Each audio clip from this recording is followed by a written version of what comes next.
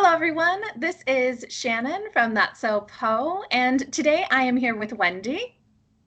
Hello, this is Wendy from Book Nerd TV. And we're just going to be doing a discussion of a book that we buddy read recently, which is How Long Till Black Future Month by N.K. Jemisin.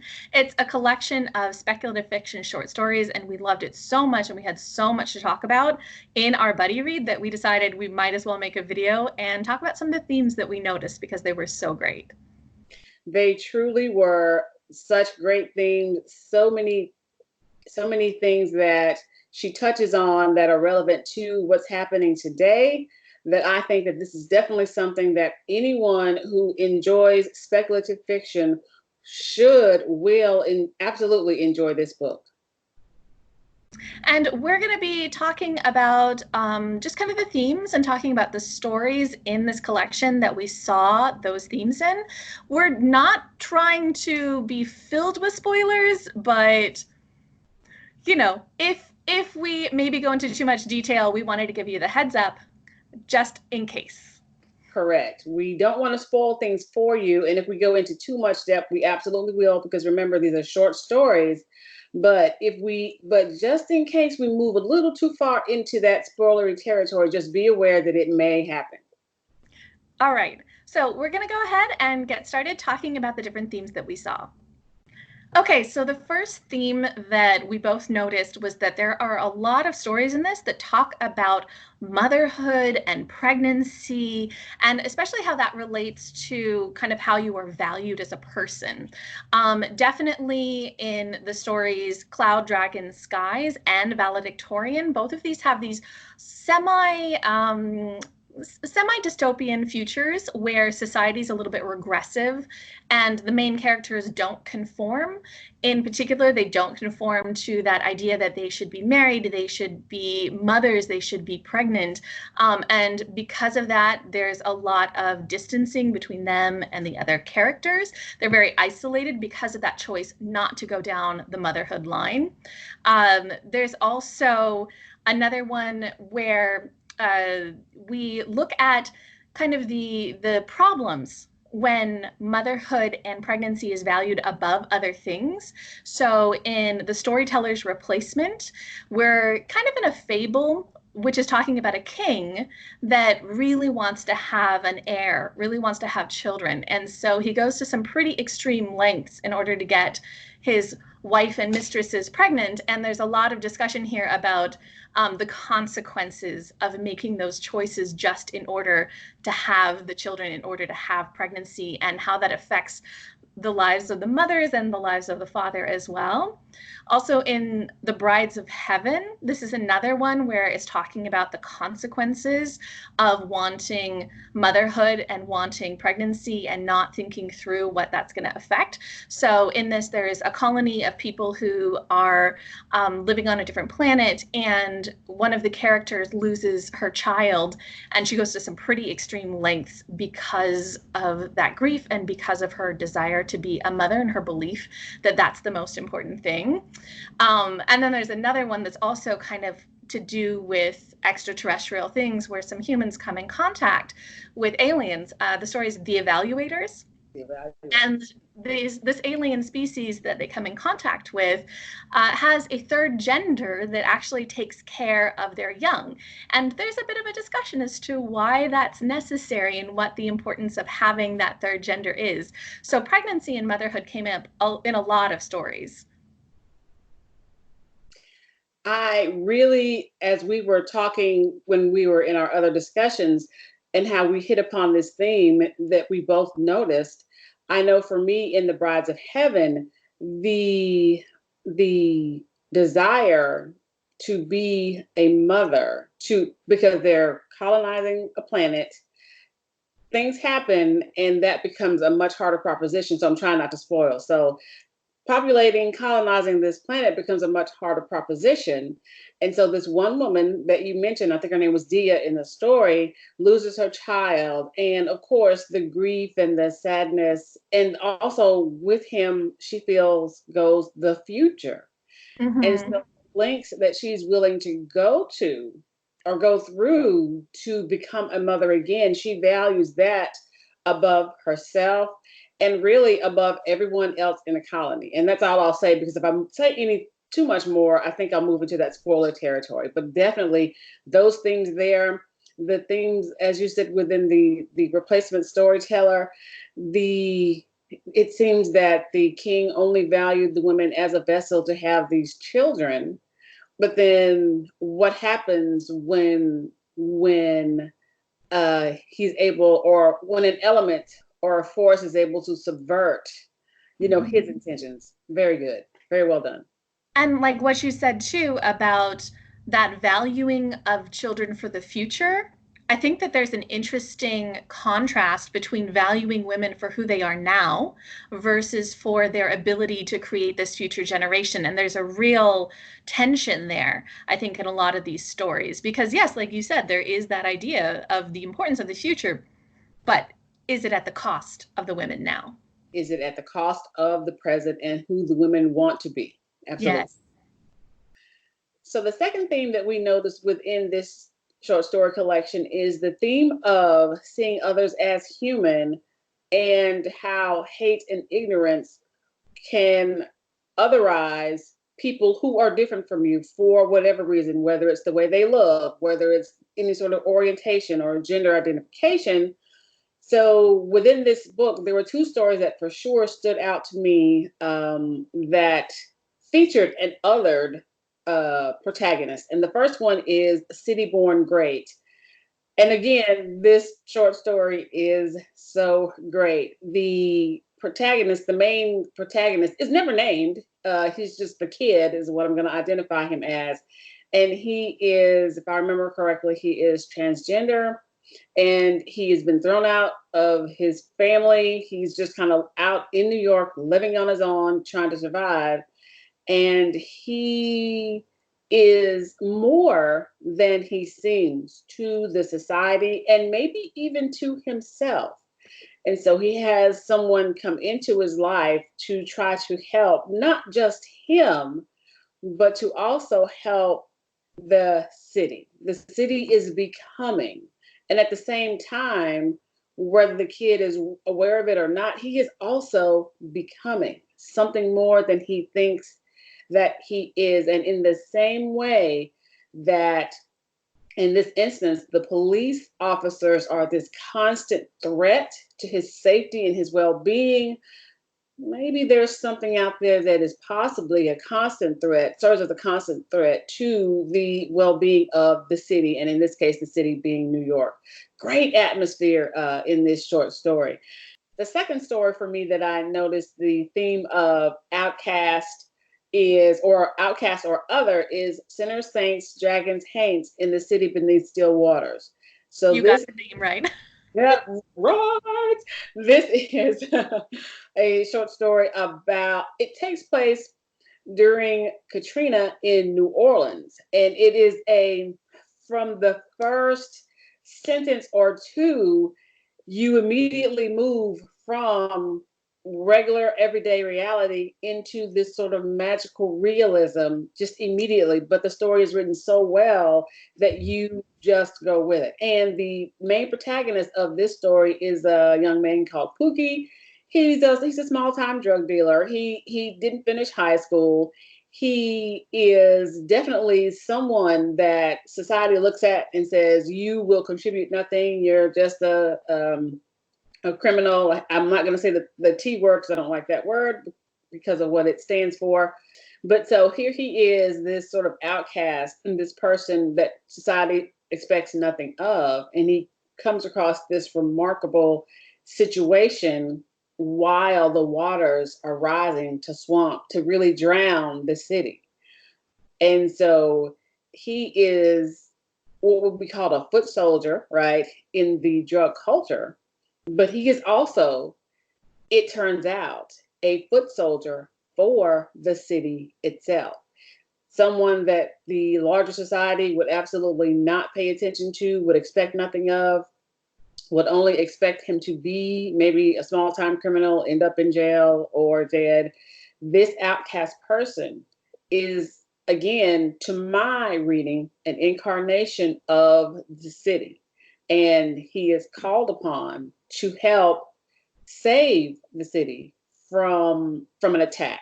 And so for me, this sort of how she juxtaposes the city, that's this great thing, versus this outcast person, this otherized person that we automatically hate, avoid, or are afraid of. That is who is the protagonist. That is the hero. And he doesn't become a superhero. He remains this same person, but he is honorable. And I really, this is probably my favorite story in the collection, and I'm done. Yeah, I think that there is such a unique way in N.K. Jemisin stories of really looking at these characters who would be dismissed, you know, who would never be the protagonists of the story, who wouldn't be the ones that we care about. They're the discarded, right? And there's a lot of other stories in here too that take the perspective of the person discarded, or look at those who are discarded. Things like the Trojan Girl, which takes the perspective of some AI constructs in an online, like multi-online player game.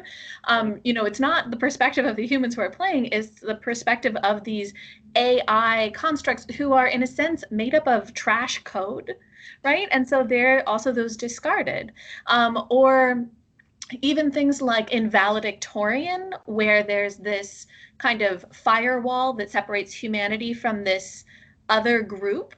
And there's a discussion in there about how this other group is something that took over by preying on some of the weakest, most discarded humans in the culture. And so there's a lot of that in so many of these stories, really saying, like, we shouldn't be discarding and othering people. We shouldn't be devaluing them simply because they maybe don't fit in our nice little boxes. And when you do that, you're losing a lot of who they are. So yeah, and I think that you're right in that these stories about the cities, especially where you have these protagonists who often would be, you know, maybe some random side character in most stories, and they're the ones who are the center of it. So I really like that part too. Right. It's a lovely representation on so many scales, and it says to me really that there are no trash humans, right? Yes. Are So no true. trash humans. Mm-hmm. So the next theme that we both really noticed was there's a lot of discussion about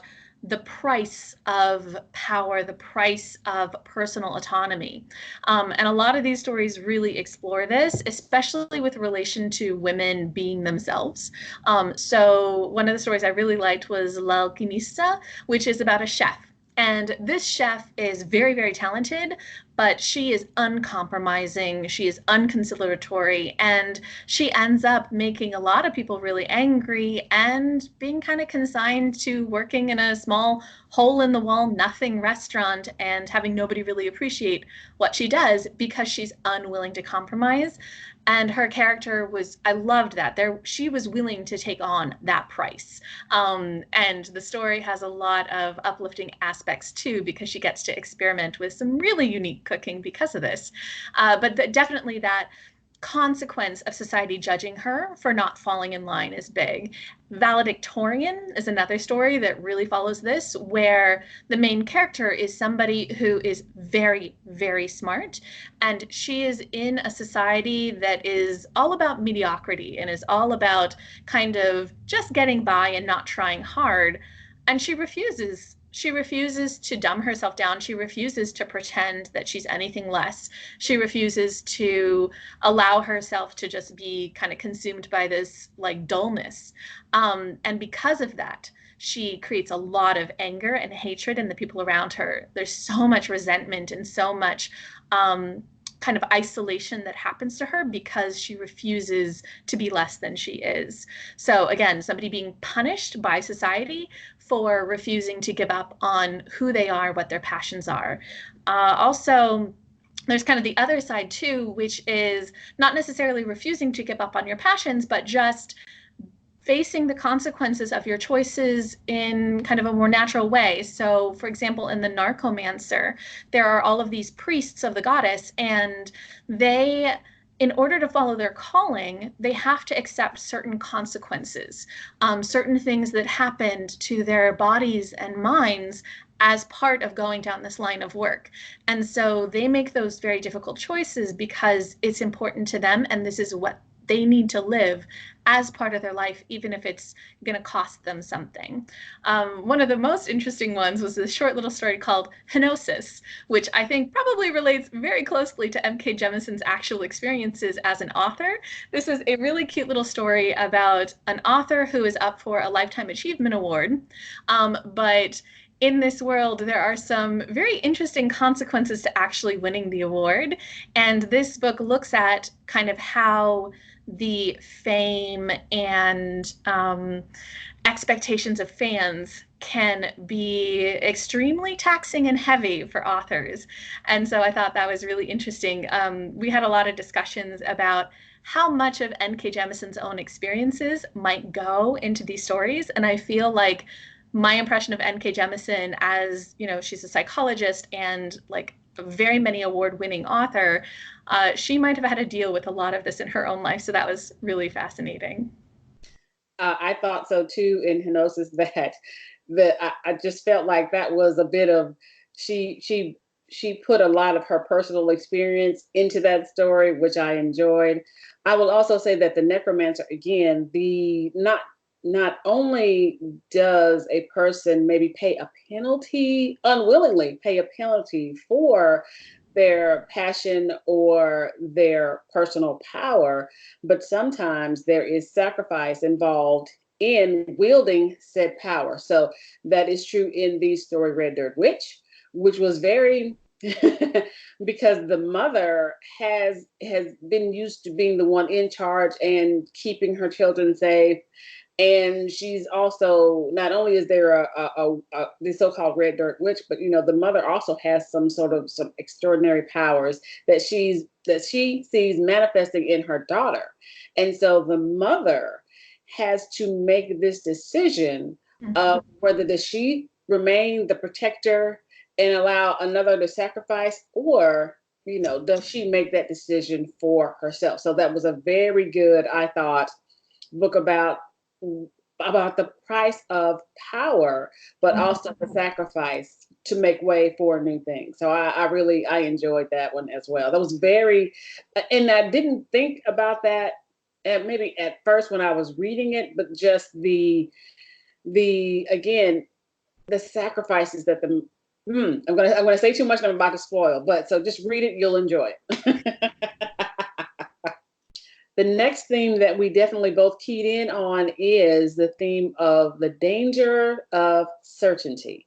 So within the first story that I really noticed it in was The Brides of Heaven, that I think we mentioned before, how this character, Dia, who again is the lady who lost her child, her son, and she was so identified with being a mother that for her, the most highest thing that you can do to serve her faith is to become a mother.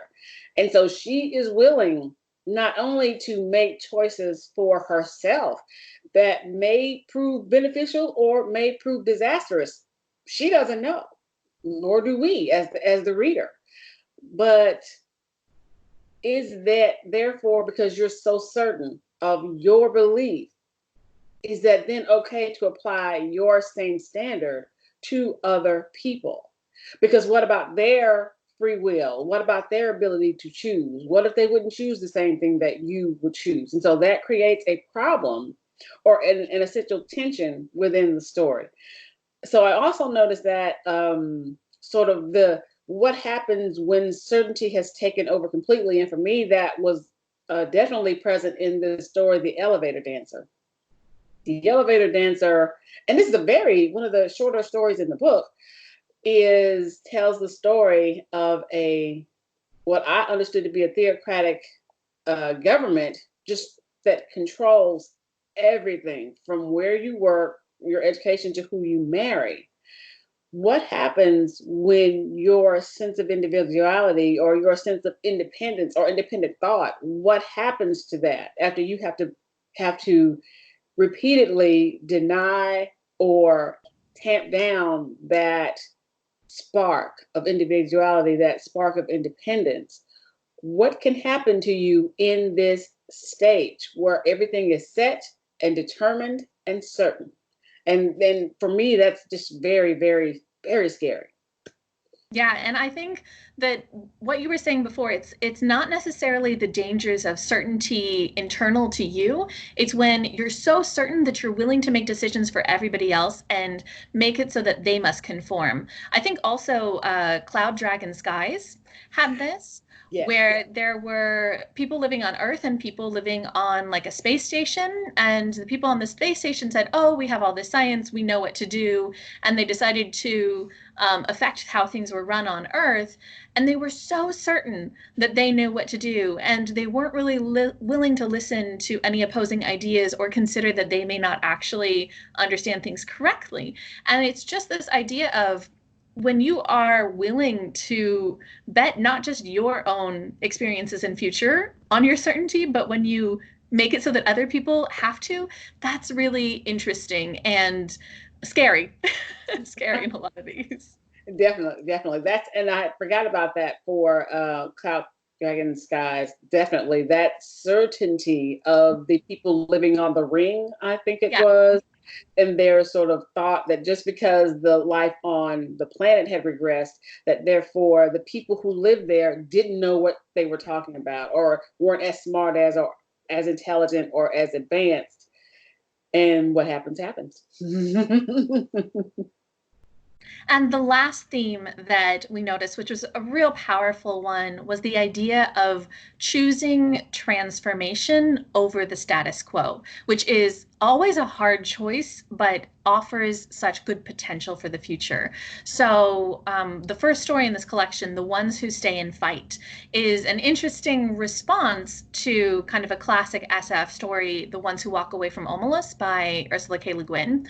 And in this, it kind of says, rather than walking away from problematic systems, if you stay and you fight for what is right, it's not easy, but you can make change. And that change has real potential to create a much better future. And that when you give up on that, when you think, oh, there's no way to change the system, you're dooming yourself to having a not better system. And so it's just that idea of it's not easy to make change, but it's the right thing to do. And that's the only way you can have a better future. In Red Dirt Witch, it also looks at sometimes these changes are not something that you can make, but something that future generations should make, because you might be so formed by your own experiences, which might be so limiting, that you just can't conceive of that kind of change and that kind of hope and that kind of restructuring. But if you allow the future generations to kind of make those changes, take power, and enact what they see could be, that has that potential. So it's a slow change over generations. In The Trojan Girl, it talks about not just making those changes, but also how it can be a very scary thing, right? The idea of these changes can be very scary, and it can be something that you don't know how it's going to turn out. You don't know what accepting these changes is going to do, but there's that potential for a better future, a potential for making improvements in who you are and what your community is, and how you sometimes have to allow that scary change in order to have that potential future. And there's sacrifice involved in this too. In Walking Awake, it's a very dystopian society, and there is somebody in it who is completely in line. She has fallen in line with what is expected of her. She is kind of enabling the system and just doing what is asked by the system. And she's confronted with the choice of, does she continue to fall in line with the system, or does she make a lot of sacrifice that really will cost her deeply in order to enact that change? So it's scary, it requires a lot of pain and sacrifice, but it's worth it. And one of the most hopeful versions of this that I saw was I think my favorite story in the whole collection, which was On the Banks of the River Lex. This was such a sweet story. It basically personified all of these gods of belief in a post-apocalyptic world where humanity has gone extinct, and all of the gods are just kind of wandering around missing humanity. You know, nobody's there to worship them. It's a little boring. And we follow Death. And Death is like, well, I guess I can get by because, I mean, all things die, but it's really, you know, like, things have lost their flavor. And it's this exploration of what happens when humanity is gone, and Death sort of finds a new hope and a new way of being. And it's something that will require all of the gods to change and adapt in a different way, but there's so much hope in that and so much beauty. And so it's so fun to have this story about death and about like this post-apocalyptic complete extermination of humans, but it's so hopeful because there's that possibility for change and becoming better. And I really liked this theme a lot. I agree. I definitely love On the Banks of River Lex, and the Red Dirt Witch. Again, that transformation is, and it's, in this case, it's literally generational transformation, generational change, but definitely clearly spelled out amongst other things that are there. Non-zero possibilities was another one where some things have happened, right? But just because, and so so a transformation, a bit of a transformation has already occurred. So the question is, are we so uncomfortable and afraid of this slightly new reality that we want to claw our way back to what used to be the status quo, right? But we've been through this transformation through no fault of our own. It has happened. So do we fight to go back, or do we fight to move forward? And that literally just brings up for me the cuisine de memories. Okay, my French is really bad, so you pronounce it for me, please. My French is not much better. Cuisine de mémoire. Yeah, that sounds so much better than what I was saying. Okay, it's the same thing. It's this transfer. So really, for him, personal transformation within himself as a person and within a particular relationship, trying so hard to remember the past and live in the past rather than accepting that the change has happened and maybe making the best of what can be in this new reality. So again, themes of transformation abound in these stories, and I just, oh my gosh, the book is so good. Okay, so in conclusion, if you have not bought How Long Till Black Future Month yet, whether it's audiobook, ebook, or actual regular old hard copy, or softcover, if that's your preference, I highly recommend that you go out and you read the book. You don't have to read each story one after the other. You can pick and choose like I usually do and just kind of randomly run across one of these stories. But I highly recommend that you do. N.K. Jemisin she deserves those Hugo Awards because she is an amazing writer.